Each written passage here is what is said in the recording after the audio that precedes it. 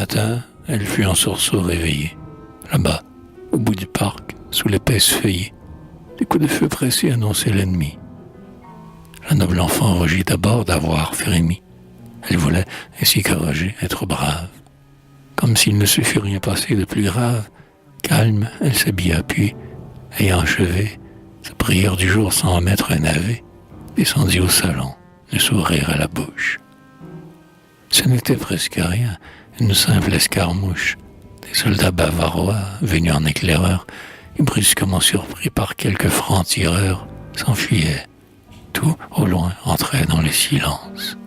« Il faudrait établir, dit-elle, une ambulance. » En effet, on avait justement ramassé, sur le lieu du combat, un officier blessé, un Bavarois, le cou traversé d'une balle.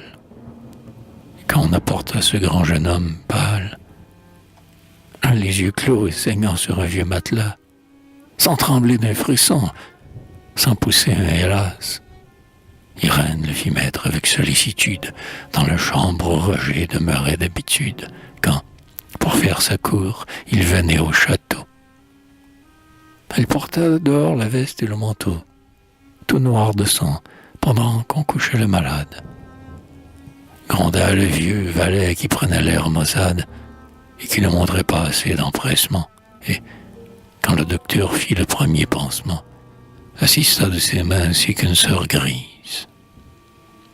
Enfin, quand, le regard tout rempli de surprise et de reconnaissance heureuse, le blessé se fut parmi les douairiers affaissés, elle s'assit devant cette tête assoupie, demanda du vieux linge et fit de la charpie.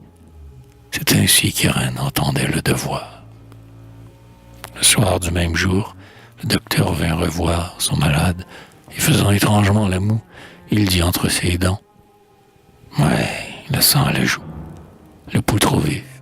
Allons, une mauvaise nuit, la fièvre, le délire et tout ce qui s'ensuit. » « Mourra-t-il » dit Irène, un frisson sur la lèvre.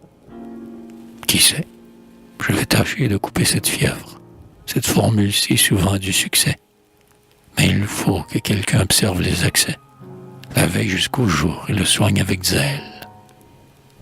Je suis prête, docteur. Non pas, mademoiselle, l'un de vos gens peut bien. Non, docteur, car j'ai peut-être prisonnier malade à l'étranger. S'il lui fallait les soins que ce blessé demande, je voudrais qu'il les eût des mains d'une Allemande. Soit, dit le vieux docteur en lui tendant la main. Vous allez donc veiller ici jusqu'à demain.